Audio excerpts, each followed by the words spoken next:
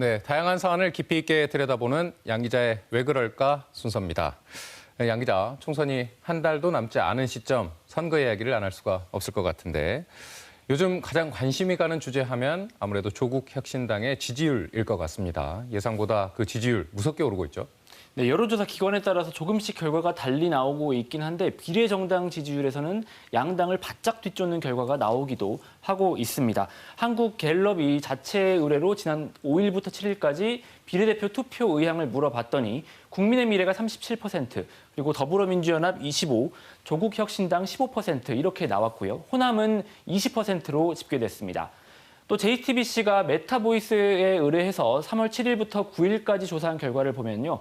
역시 비례대표 투표 의향 조사에서 조국혁신당이 19%를 기록해서 더불어민주연합과 불과 2%포인트 차이였습니다. 특히 호남은 26%를 기록했는데요. 두 조사에서 모두 호남의 조국혁신당 지지율이 전국 최고였던 겁니다. 자세한 결과는 중앙선거 여론조사심의위원회 홈페이지에서 확인이 가능하고요. 이런 가운데 내일 조국 전 법무부 장관의 광주 방문이 예정돼 있는데 호남에서 민생토론회를 추진하는 윤석열 대통령을 겨냥한 듯한 모습도 보이는데 지지율 상승세가 이어질지도 관심입니다. 조국 혁신당의 지지층이 민주당과 겹친다 이런 분석들이 많이 있긴 하지만 거대 양당 외에 다른 정당이 이만큼의 높은 지지율이 나오는 거는 좀 이례적이다 아니면 좀 오랜만이다 이렇게도 볼 수 있을 것 같습니다. 꼭 8년 전 안철수 당시 대표가 이끌었던 국민의당 모습이 좀 떠오르는데요. 네, 2016년 20대 총선이었죠. 제3지대의 존재감을 발휘한 선거였습니다.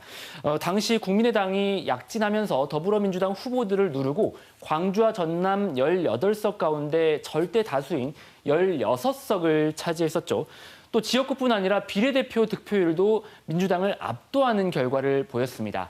당시 국민의당은 전국적으로도 정당 투표 2위를 기록했고 모두 38석을 얻으면서 말 그대로 돌풍을 일으켰습니다.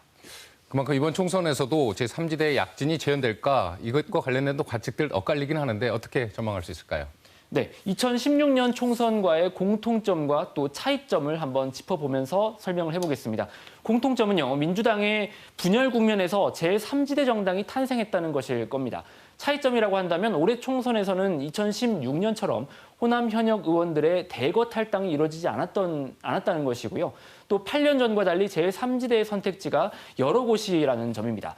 사실 올해 초에는 조국 혁신당보다 이낙연, 이준석 두 양당 전직 대표가 이끄는 신당 세력에 대한 관심이 더 컸는데 새로운 미래와 개혁신당 모두 지지율이 그만큼 올라오지 못하면서 회의적인 반응도 나오고 있습니다. 하지만 다시 2016년 총선으로 돌아가면 아직 판이 끝난 건 아니라는 점도 알 수가 있습니다.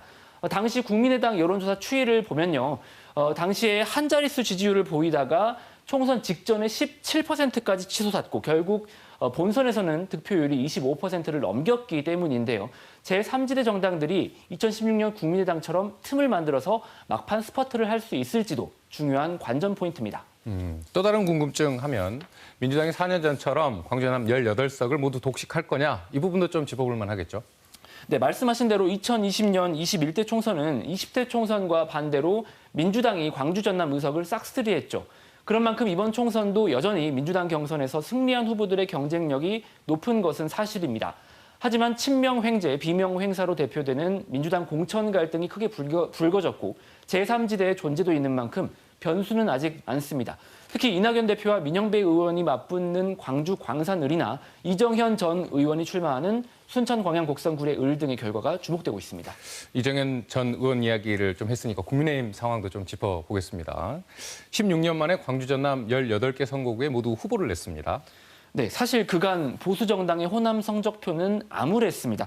지역구의 후보도 다 못 냈을 뿐더러 비례정당 지지율도 대부분 5%를 넘기지 못할 정도였습니다. 그런데 가장 최근 선거인 2022년 대선과 지방선거의 성적표는 사뭇 달랐습니다. 대선에서 당시 윤석열 국민의힘 후보의 광주 전남 지지율이 10%를 훌쩍 넘었고요.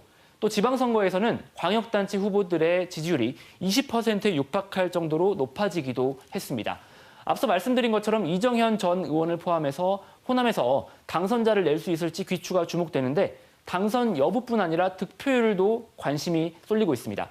15%라는 수치를 넘긴다면 일단 선거 비용을 보전받을 수 있다는 점에서 상징적인 의미를 지니고요. 여기에 집권 여당 소속의 후보로 험지 중 험지인 호남에서 의미 있는 득표를 기록할 경우 이를테면 내각이나 공공기관 같은 곳에서 중요한 역할을 맡는 발판이 될 수도 있기 때문인데요.